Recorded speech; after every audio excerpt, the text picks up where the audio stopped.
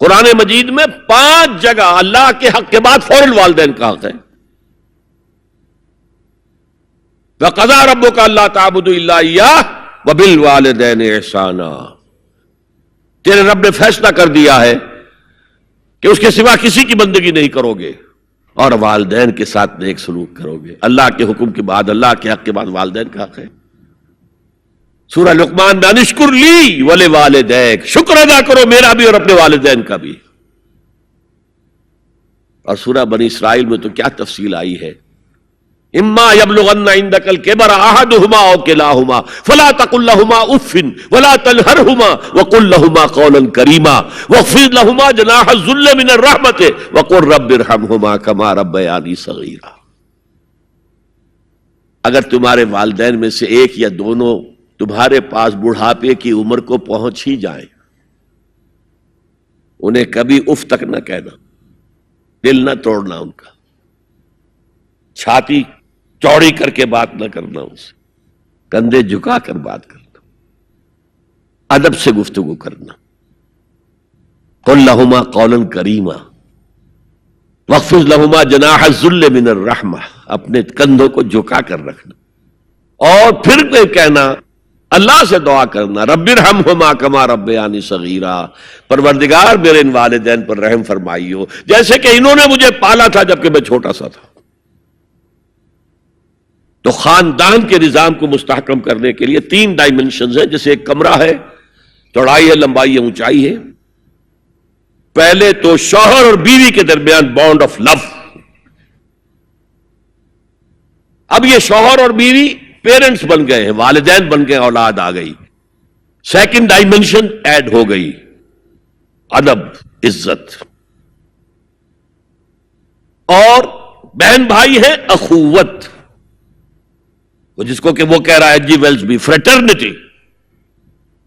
خاندان کا ادارہ مستحکم. یہاں ایک نقطہ اور بیان کر دوں. لیگل لیول پر بیوی کے حقوق کم ہیں شوہر کے زیادہ. الرجال قوامون علی النساء، سیدھی سیدھی بات ہے، اور ہمیں ڈٹ کر کہنا چاہیے. یہ اس سے زیادہ معقول بات کوئی نہیں. کسی ادارے کے 2 سربراہ برابر کے اختیارات والے نہیں ہو سکتے. لیکن اخلاقی طور پر جو ماں کا حصہ ہے، باپ کا حصہ اس سے 1/3 ہے. قرآن مجید میں آیا ہے نا، حملتہ امہ وہنا علی وہن وفصالہ فی عامین ان اشکر لی ولوالدیک. اسے اٹھائے رکھا اس کی ماں نے اپنے پیٹ میں، کمزوری پر کمزوری جھیل. کمزوری تو ہو رہی ہے، اس کا خون چوس رہا ہے اندر، جھونک جو ہے وہ چوس رہی ہے خون اس کا. اور سب ماؤں کو تو اتنی نرشمنٹ موجود نہیں ہوتی کہ آپ پریگننسی میں اس کے لیے ضروری نرشمنٹ فراہم کر دیں. وہنن علی وہن، کمزوری پر کمزوری جھیل کر بھی اپنے پیٹ میں اٹھائے رکھا. وفصالہ فی عامین، اور پھر دودھ چھڑانا ہوا 2 سالوں میں. وہ جھونک جو ہے وہ پھر اس کی چھاتیوں سے چمٹ گئی. لہذا اس کا حق 3 گنا زیادہ ہے باپ سے. ایک صحابی حضور سے پوچھتے ہیں، حضور میرے حسن سلوک کا اولین مستحق کون ہے؟ فرمایا تمہاری والدہ. پھر پوچھا ان کے بعد کون؟ پھر کہا تمہاری والدہ. پھر پوچھا ان کے بعد کون؟ پھر کہا تمہاری والدہ. پھر پوچھا ان کے بعد کون؟ تو کہا تمہارے والد. 3 درجے. اور یہ جو فرمایا الجنت تحت اقدام الامہات، جنت تو ماؤں کے قدموں تلے ہے، یہ باپ کے بارے میں تو نہیں فرمایا. یہ ہے ایکویشن، بیلنس. اسلام قسط کی بات کرتا ہے، انصاف کی بات نہیں کرتا. انصاف تو یہ کہ آدھی روٹی ادھر دے دو، آدھی ادھر دے دو. انصاف ہے، یہ اچھی چیز ہے. یہ قسط یہ ہے کہ بوجھ اٹھانا ہے تو جو زیادہ قوی ہے اس کو زیادہ بوجھ دو اٹھائے، اور جو کمزور ہے اسے کم بوجھ دو. یہ قسط ہے. تو اسلام نے عورتوں پر ذمہ داریاں کم رکھی، ان کے اختیارات کم رکھے، لیکن اولاد پر حق ماں کا 3 درجے فائق رکھا، اور اس سے وہ خاندان کا ادارہ جو ہے مستحکم ہوتا ہے۔ تو آج کیا سازش چل رہی ہے؟ ویسٹ تلا ہوا ہے ایسٹ کے اندر بھی خاندانی نظام کو ختم کرنے پر۔ پہلے کانفرنس ہوئی تھی، عالمی کانفرنس، ویمن فریڈم کی کانفرنس قاہرہ میں، پھر ہوئی بیجنگ کائرو، اور پھر بیجنگ +5 کانفرنس۔ بیجنگ کانفرنس کے 5 سال بعد یونائٹڈ نیشنز جنرل اسمبلی کے تحت ہوئی، اور ان سب کا مقصد کیا ہے؟ پروسٹیٹیوشن کو ایک باعزت پیشہ سمجھا جائے۔ یہ بھی محنت ہے نا، ایک مزدور اپنی جسمانی مسکولر طاقت استعمال کر رہا ہے، ویج لے رہا ہے، ایک عورت اپنے جنس سے اس کو استعمال کر رہی ہے، لے رہی ہے۔ اب اس کا نام پتہ کیا رکھا گیا؟ Sex worker. سیکس ورکرز بالکل برابر ہوں گے، باعزت ہوں گے، ان کے کوئی آپ یہ نہیں کہہ سکتے کہ غلط کام کر رہے۔ ہومو سیکسولیٹی کو بھی ایک نارمل ایٹیٹیوڈ قرار دیا جائے، یہ اب نارمل نہیں ہے۔ آپ کو معلوم ہے امریکہ میں، سویڈن میں تو بہت پہلے سے تھا، برطانیہ میں تھا، ہومو سیکسول میرجز، 2 مردوں کی شادیاں ہو رہی ہیں، ان میں سے ایک شوہر ہے اور ایک بیوی ہے، اور رجسٹر ہو رہی ہے شادی، رجسٹر۔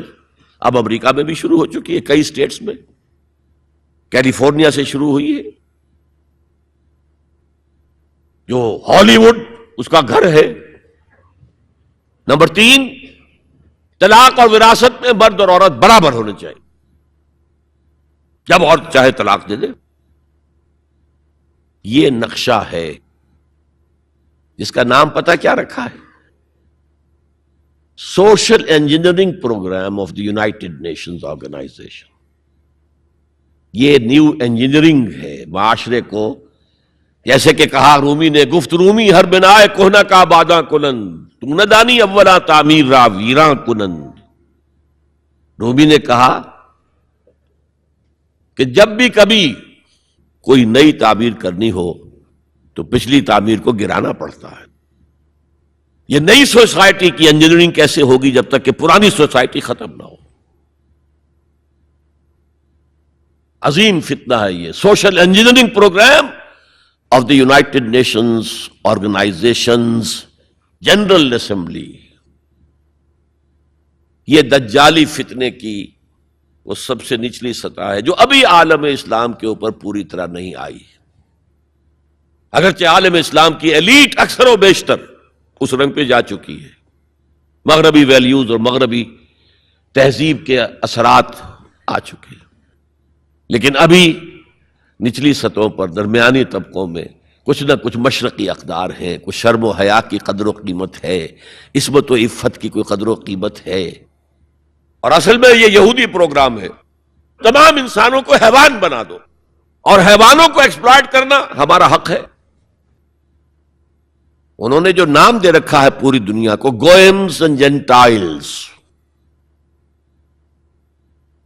یہ جو ان کی کتاب تالمود ہے، یہ تورات کی باتیں نہیں جو میں بتا رہا ہوں، ان کی تالمود جو کہ فقہ کی کتاب سمجھ لیجئے، اس میں لکھا ہے کہ جب سوائے ہمارے فل ہیومن بینگ صرف ہم ہیں، باقی سب یہ حیوان ہے انسانی شکل میں، اور حیوان کو استعمال کرنا انسان کا حق ہے۔ گھوڑے کو ٹانگے میں جوتیں گے بگی میں، ہمارا حق ہے۔ بیل کو آپ جوت دیں گے ہل میں، حق ہے۔ اسی طرح انسانوں کو ایکسپلائٹ کرنا ہمارا حق ہے۔ البتہ جیسے گھوڑے کو بھی کچھ دانہ ڈالیں گے شام کو تو اگلے روز استعمال کریں گے نا اسے، تو کچھ نہ کچھ انہیں بھی دینا چاہیے۔ تمام دنیا مزدور بن جائے، انسانی اخلاقیات ختم ہو جائیں اور یہ حیوانوں کی طرح کام کریں، البتہ اس میں سے ہم کچھ ان کو بھی دیں گے، باقی ملائی ہم کھسیٹ لیں گے اپنے بینکنگ کے نظام کے تحت۔ وہ حکومت اپنی پوری دنیا پر نہیں چاہتے۔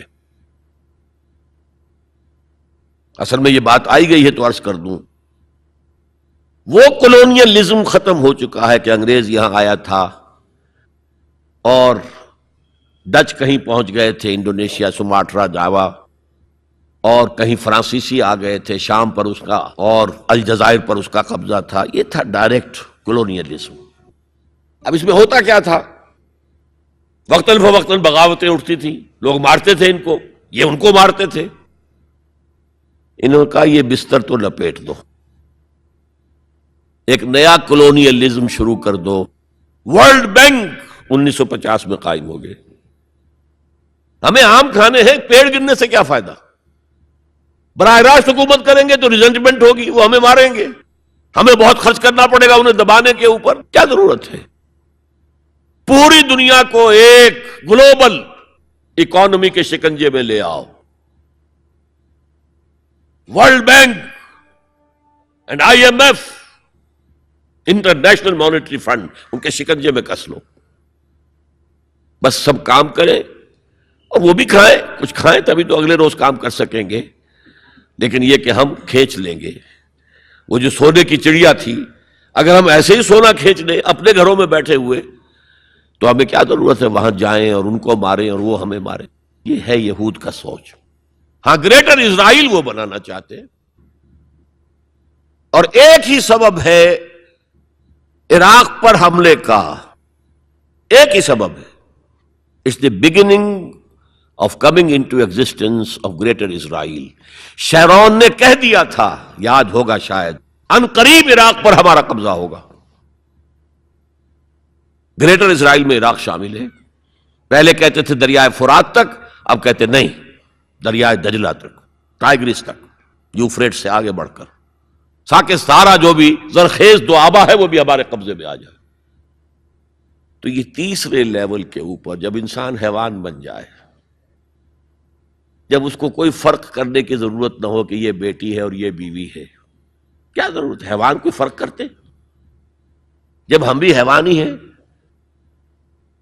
ڈارون کے نظریے نے حیوان بنا دیا تو حیوان کوئی فرق کرتا ہے ماں بیٹی اور بیوی میں؟